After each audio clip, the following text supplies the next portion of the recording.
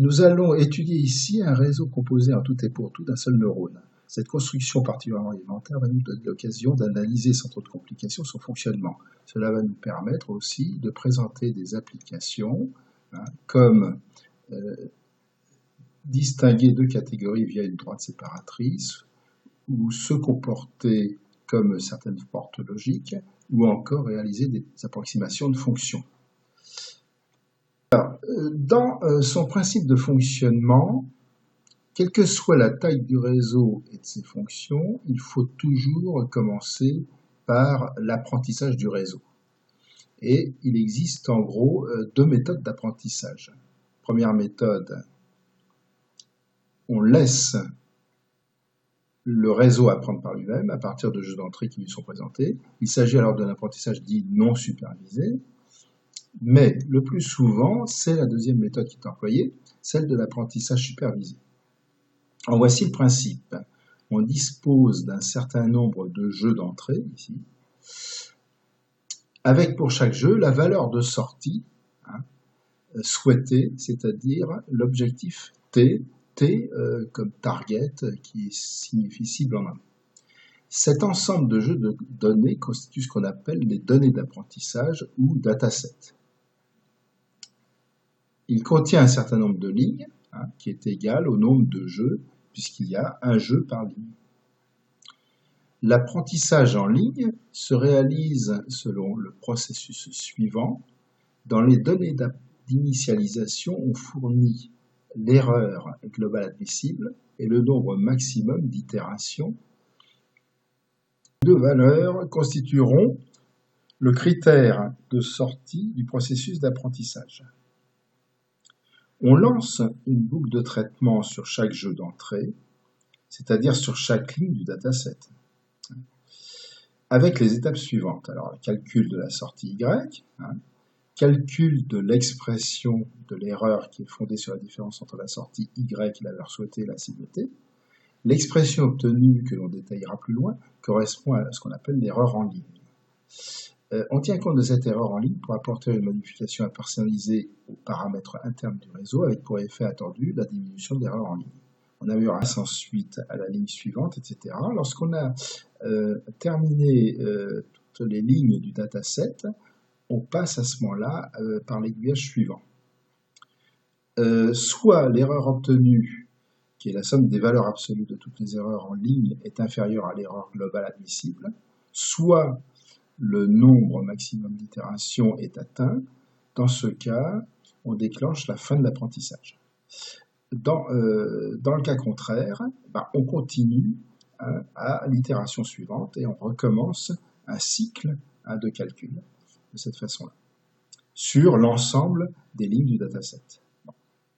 Alors, une fois l'apprentissage réalisé, encore faut-il vérifier qu'il correspond bien disons, à ce qu'on espérait, c'est-à-dire qu'on va à ce moment-là procéder aux vérifications de fonctionnement du réseau, d'où la nécessité de disposer d'un ensemble de tests composés de jeux d'entrée de valeurs souhaitées, jeux qui n'ont pas été utilisés dans la phase d'apprentissage.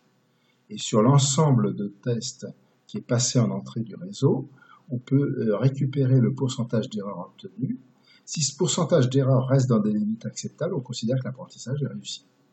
Voilà. Ici, on entre dans la partie théorique un peu délicate, mais qui contribue à la bonne compréhension du mécanisme d'apprentissage. Une fois cette étape franchie, on passera à des applications pratiques. Bon. Alors, le neurone possède des entrées et une sortie. On peut présenter un jeu d'entrée, ici, x1 et xi, et la réponse est la valeur obtenue en sortie. Bon. C'est ce qu'on appelle la propagation directe.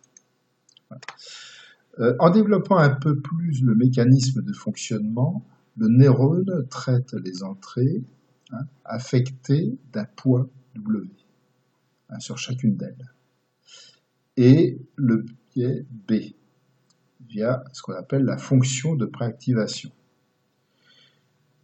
Les poids W et le biais B sont appelés les paramètres internes du réseau.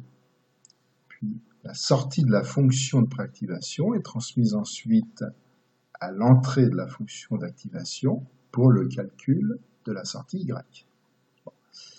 La fonction de préactivation évalue donc le produit de chaque entrée par son poids respectif, ajouté au biais B. Ce sont les valeurs des poids W et du biais P qui seront justement l'objet d'ajustement tout au long de la phase d'apprentissage. La fonction d'activation peut être une sigmoïde, comme ici, ou un autre type de fonction. Mais toutes ces fonctions, même si elles se différencient les unes des autres, ont deux points communs. Premièrement, ce sont des fonctions non linéaires, caractéristiques utiles pour traiter efficacement tout type d'apprentissage. Deuxièmement, ce sont des fonctions continues, ceci afin d'éviter de brusques changements de valeur ou des valeurs interdites lors de l'apprentissage ou au cours d'utilisation du réseau. On peut, dans certains cas, ne pas installer de fonction d'activation quand, disons, c'est pas nécessaire, auquel cas on a dans l'apprentissage et le fonctionnement du réseau un fonctionnement de type linéaire. Voilà. La sortie Y, c'est donc, on peut dire que c'est égal à A de Z. Alors passons maintenant à la rétropropagation, qui est, disons, le deuxième volet dans le principe d'apprentissage du réseau. Cette rétropropagation est essentielle pour aboutir au comportement désiré et est fondée sur un mécanisme qui passe par la gestion des erreurs. Alors, on va détailler un peu ce principe de fonctionnement. Donc, lors du processus d'apprentissage supervisé, on dispose de jeux d'entrée et de leurs objectifs. Initialement, donc le réseau n'est pas formé. On lui a attribué des poids W et B de façon aléatoire, généralement dans une fourchette de valeurs comprise entre -1 et +1. Ainsi, avant apprentissage, la réponse du réseau à chaque jeu d'entrée sera bien sûr différente de la cible fixée. Par jeu d'entrée K, donc présenté au réseau, on va donc obtenir une réponse YK fournie par le réseau, et donc il faudra calculer l'erreur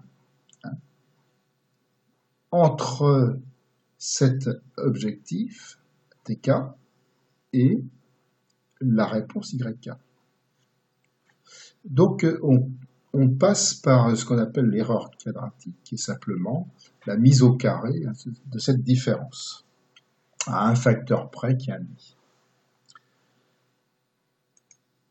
Alors, cette erreur est justement utilisée pour agir sur les différents éléments internes du réseau. Qu'on a vu, c'était tous les W et B. Voilà. Alors, cette correction est réalisée par dérivée partielle sur les paramètres, sur chacun des paramètres considérés. Et du fait de l'opération mathématique à base de dérivée partielle, c'est ce qu'on appelle la descente de gradient. Le but de cette action est de permettre au réseau de présenter pour chaque jeu d'entrée une sortie améliorée, c'est-à-dire plus proche de la valeur souhaitée, via la modification de chaque poids W et du biais B. Ces modifications sont calculées avec un taux d'apprentissage état, qu'on peut considérer comme un coefficient de correction. On verra plus loin qu'il est utile d'ajuster ce taux d'apprentissage pour optimiser la rapidité d'apprentissage. Cette correction des erreurs s'effectue via le processus itératif qui a été décrit auparavant. Nous aurons l'occasion d'ailleurs, au cours des démonstrations suivantes, de visualiser plus finement ce processus d'apprentissage. Voilà. mais les grandes lignes sont là. Voilà. Et maintenant, on va passer aux exemples pratiques. Alors, passons à la première démo. Voici l'apprentissage d'un point en rouge qui doit atteindre une cible symbolisée par une croix à l'ordonnée 0,7. Il n'y a qu'une entrée, x1 égale 0,3, et qu'un jeu d'entrée, cette entrée est la cible, 0,7. Donc ça fait qu'une ligne, une dataset. Le but recherché est d'obtenir le fonctionnement suivant. Sur une entrée x égale 0,3, la sortie y devra passer instantanément à la valeur 0,7. Alors,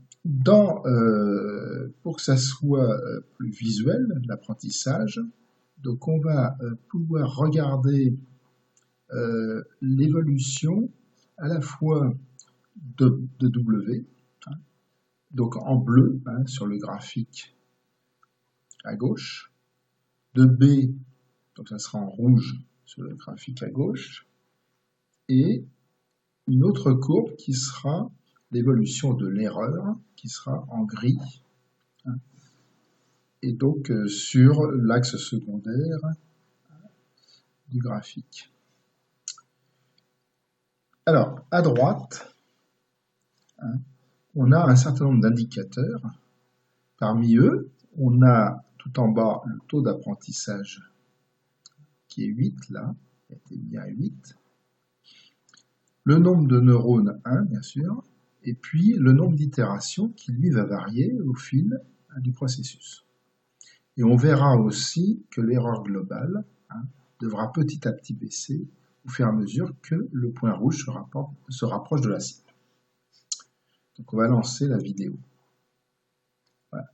Donc on peut suivre dans le graphique de gauche les évolutions de W, B et de l'erreur. Et on peut vérifier aussi que l'erreur globale, disons, en effet, petit à petit baisse. Voilà. Lorsque le point rouge aura atteint sa cible, à ce moment-là, on pourra considérer que l'apprentissage est terminé. Donc on peut visualiser très bien comme ça l'apprentissage sur des cas relativement simples. Bien sûr, ça devient plus complexe à visualiser sur des cas où il y a beaucoup de paramètres en jeu.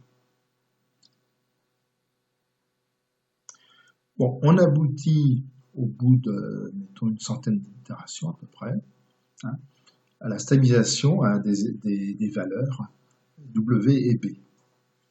Donc on passe à la vérification et on obtient, donc le réseau s'est positionné sur les valeurs moins 0,4 pour W et 1 pour B. Donc on a moyen de vérifier par le calcul que le réseau, donne la sortie attendue, c'est-à-dire 0,7. Donc si on fait les calculs, on aboutit à cette valeur. Alors maintenant, se pose la question de savoir si on ne pouvait pas aller plus vite en apprentissage en modifiant le taux d'apprentissage. Et donc l'idée, c'est, d'augmenter ce taux jusqu'à, une valeur optimale, je dirais. C'est-à-dire, quand on est sur une valeur comme celle-ci, qui a été forcée à 200, on verra que, ça pose problème pour l'apprentissage. Alors c'est ce que vont montrer les courbes quand je vais les lancer. Donc on a bien l'erreur qui diminue brutalement. Donc la cible également, le point rouge s'est rapproché très vite de la cible, mais après, il est incapable d'aller sur la cible elle-même. Donc là, on peut dire que le taux d'apprentissage n'est pas adéquat. D'où la remarque que concernant, la mise en œuvre de tout apprentissage, ça consiste initialement à régler, disons, l'apprentissage sur une valeur qui est inférieure à 1. Et de voir en effet quelle est la rapidité d'évolution de l'erreur globale. Donc après, on peut essayer d'améliorer la situation en augmentant ce taux d'apprentissage. Donc, alors évidemment, bon, on est dans le dilemme suivant. Si le taux d'apprentissage est trop faible, on aura besoin d'un nombre d'itérations bien plus grand pour aboutir à l'apprentissage désiré. Si le taux d'apprentissage est trop élevé, on aura un apprentissage doublé. D'où la nécessité de pratiquer des essais pour optimiser la chose, sachant qu'il n'y a pas de formule mathématique qui puisse l'indiquer. Voilà. Donc, afin de bien étudier les étapes successives d'un projet, on va s'intéresser à une réalisation pratique très simple qui consiste à réaliser un ascenseur dans un immeuble de 10 étages. Le but est de déplacer l'ascenseur à l'étage demandé. Il faut d'abord définir l'architecture du réseau à un neurone. Ici, ce sera une entrée et une sortie. Ensuite, il faut fournir les données d'apprentissage, ce qu'on appelle le dataset. Donc, on va se limiter à 3 jeux pour faire apprendre au réseau à aller au 1er, au 5e et au 9e étage. D'où le tableau constitué de 3 lignes. Et sur chaque ligne, bien sûr, l'étage demandé en entrée, l'objectif à atteindre en sortie. Alors, ça passe déjà par l'apprentissage. Donc, on a mis des croix sur les étages sur lesquels portait donc l'apprentissage. Donc, c'est le premier, il y a une croix bleue. 5e, croix rouge, et le 9e, une croix verte. Donc, on a des losanges qui sont les entrées, disons, de chaque ligne de dataset, qui devront se placer sur les étages de leur couleur. Donc, on va lancer le processus d'apprentissage en premier. Et on va voir ce que c'est. Donc petit à petit, vous voyez, les ascenseurs, les losanges de couleur bleu, rouge et vert se positionnent sur l'étage qui leur est destiné. On aboutit comme ça, après 800 itérations, à une stabilisation de B. Alors B c'est rouge, et alors qui est égal à 0, et de W qui est égal à 1. Une fois cet apprentissage atteint, donc après il faut vérifier le fonctionnement. Notre ascenseur est symbolisé par un losange bleu, actuellement à l'étage 0, au rez-de-chaussée. Les boutons permettent de lancer l'entrée, c'est-à-dire l'étage demandé. On pourra ainsi vérifier avec le déplacement du losange que la sortie est instantanément réalisée conformément à la demande. Donc je vais lancer la vidéo. Donc on va de 6e, 0, au 10e, etc. Donc en effet, notre ascenseur fonctionne très bien. Dans cet exemple très simple, on a vu que l'on peut limiter le nombre de jeux d'apprentissage, premier point, et qu'on pouvait obtenir des résultats corrects sur de nouvelles données d'entrée. On peut aussi obtenir des réponses correctes sur des entrées situées en dehors des limites des valeurs d'entrée d'apprentissage. Bien sûr, dans les applications plus complexes, la vérification avec des jeux de nouvelles entrées, différentes de celles utilisées dans la phase d'apprentissage, est nécessaire pour valider le comportement du réseau. Voilà. Bien, alors le but ici, autre application, est de désigner des zones d'appartenance à des points de couleur différentes. Comme il y a deux types de points, les points bleus et les points blancs, il faudra apprendre au réseau à définir deux zones différentes.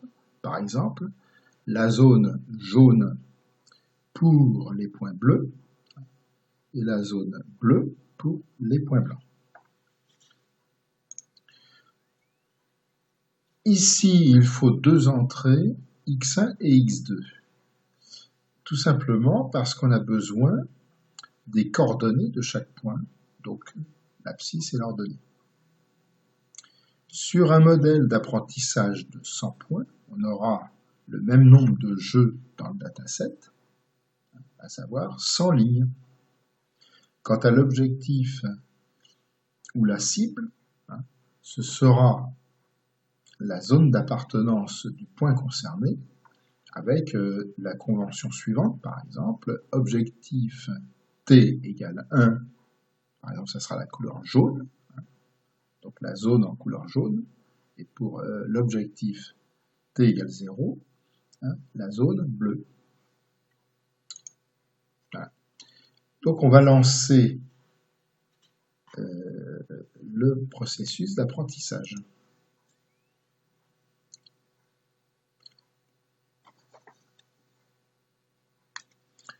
Alors, on a bien deux zones qui correspondent bien à ce qui était prévu, à savoir les points blancs en zone bleue et les points bleus en zone jaune. Et donc, en fait, comme, disons, 0,5 est la valeur frontière entre les deux zones, puisqu'on a choisi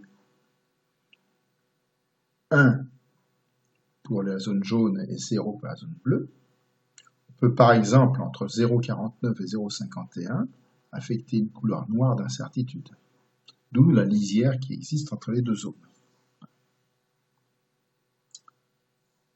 Alors, nouvelle application, c'est on va simuler par le réseau le comportement d'une porte logique E. Donc on a le tableau de vérité d'une porte logique E avec les entrées A et B. Et donc quand les entrées sont toutes deux à 1, la sortie est égale à 1.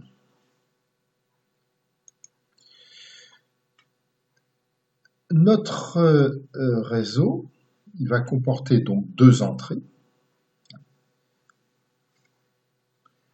x1 et x2, correspondant à A et B.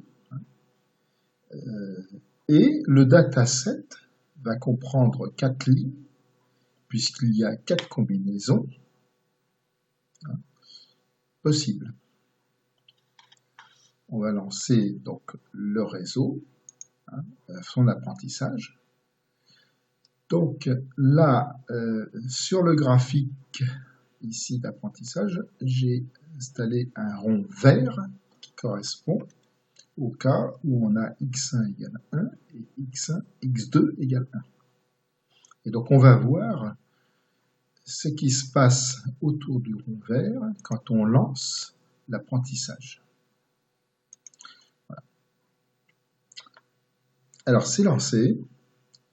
Donc petit à petit, on voit qu'on dégage une certaine zone autour du point vert, du rond vert, et apparaît une zone jaune qui correspond à la sortie A1.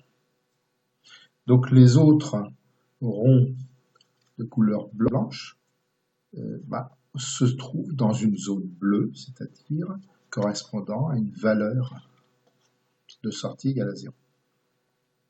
Alors on peut vérifier par un graphique 3D le résultat obtenu après apprentissage. Et on voit bien qu'en effet, les valeurs du et sont bien représentées là où il faut. C'est-à-dire lorsqu'on a une valeur qui est nettement au-dessus de 0,5 pour les entrées A1. À l'inverse, pour les autres entrées, on a des valeurs qui sont nettement inférieures à 0,5. Voilà. Alors ici, on va voir une application fort intéressante aussi, qui permet de faire l'approximation polynomiale de fonctions. Alors, on part d'un relevé de points de mesure que l'on désire approximer par une courbe que l'on va donner à chercher au réseau. Donc, le principe utilisé est ici l'approximation polynomiale, c'est-à-dire la recherche d'un polynôme de degré n de la forme constante plus ax plus bx au carré plus cx au cube, etc., etc., etc. Donc les puissances successives de x. Dans notre cas, la courbe de mesure a l'allure parabolique, donc on peut limiter à 2 le degré du polynôme d'approximation, car on sait que l'équation de la parabole est de degré 2. D'où l'architecture qui est proposée. C'est-à-dire, on a finalement deux entrées. Une entrée qui sera égale à x et l'autre entrée qui sera égale à x2. Donc, nos données, notre dataset correspond en fait en nombre de lignes au nombre de points de mesure, puisque chaque point de mesure va contribuer, disons, à l'apprentissage de la courbe. Donc il y aura autant de jeux dans le dataset qu'il y a de points de mesure. Chaque jeu d'entrée comporte donc en x1 l'abscisse et en x2 donc son carré. Et l'objectif est l'ordonnée correspondante du point de mesure qui se trouve donc dans la colonne target ou cible. Donc on va lancer la vidéo d'apprentissage. On vérifie, disons, à droite, en haut à droite, que l'erreur globale diminue au fil des itérations. On voit aussi qu'il faut quand même beaucoup d'itérations pour arriver à, disons, faire une courbe qui petit à petit s'approche des points de mesure. Donc on en est déjà à 300. Et donc, bon, j'ai arrêté au bout de 1000 itérations. C'est à peu près correct. On a moyen maintenant, avec les résultats obtenus, donc ça c'est les valeurs qui ont été fournies, disons, après apprentissage. Donc on a le biais, qui vaut 3,33, etc. Et les deux poids, x1 et x2, qui ont été calculés. Donc on peut regarder ce que ça donne quand, par exemple, on prend, disons, le test sur x égale 0,2. C'était x égale 0,2, c'était un élément qui n'était pas dans l'apprentissage. On aboutit à un résultat qui est 0,59. Alors, bien sûr, pour faire une vérification comme ça, on part aussi d'une courbe qu'on connaissait à l'avance, dont on connaissait l'équation. C'était cette courbe-là qui nous a permis d'établir les points de mesure sur le graphique. Et donc, cette courbe fournit en fait un résultat qui est pour x égale 0,2, 0,56. Donc on voit qu'on est assez proche quand même de 0,59. Donc on peut estimer que l'apprentissage est correct. Ici, l'approximation est moins facile à obtenir, mais le principe reste le même. Les entrées se déploient sur n puissance de x, avec ici n égale 9. Et la cible est l'ordonnée souhaitée en correspondance avec x, l'abscisse. Je me suis dit qu'avec un seul neurone, ce ne serait pas si facile d'avoir une courbe d'approximation proche des points de mesure D'où mon choix d'un degré très élevé.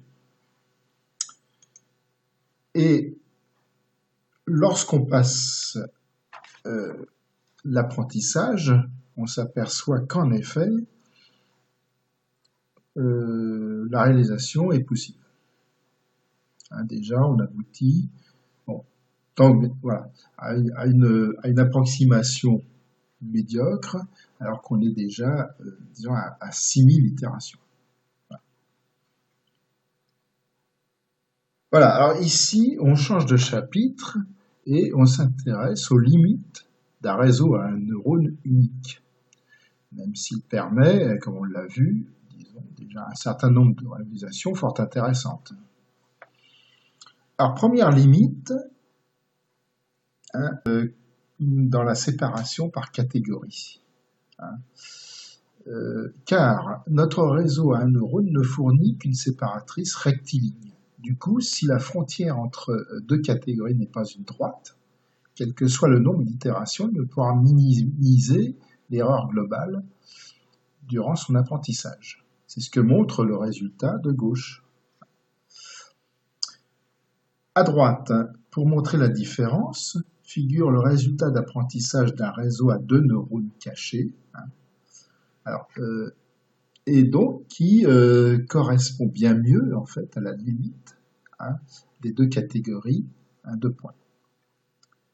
Alors, au passage, le nombre de neurones cachés, ça correspond au nombre de neurones établis entre l'entrée et le neurone de sortie. C'est ce qu'on appelle le nombre de neurones cachés. En l'occurrence, là, ça fait 2. Autre limite, c'est qu'on a des impossibilités, carrément, pour utiliser des fonctionnements de porte logique, comme par exemple celui du exclusif, car le réseau a un seul neurone avec sa seule séparatrice ne peut réaliser la fonction attendue. Il faut en fait 2 séparatrices, comme indiqué ici à droite, pour y arriver. Et donc pour ça, pour obtenir, disons, un comportement comme ça, il faut un neurone supplémentaire. Donc parmi les approximations de fonctions, on voit aussi les limites d'un réseau à un seul neurone. On voit un résultat nettement amélioré si on utilise un réseau plus conséquent, constitué de 4 neurones cachés. Le résultat à droite montre quand même une meilleure approximation de la courbe. Bien. Voilà. Évidemment, les applications telles que la reconnaissance faciale ou l'identification de symboles manuscrits relèvent d'une complexité supérieure à celle qui vient d'être présentée ici. Bon. Néanmoins, on a pu voir, disons, un certain nombre d'applications intéressantes par rapport, disons, à un réseau ultra simple composé d'un seul neurone. J'espère que cette vous aura donné l'envie d'en savoir un peu plus dans le domaine. Je vous remercie.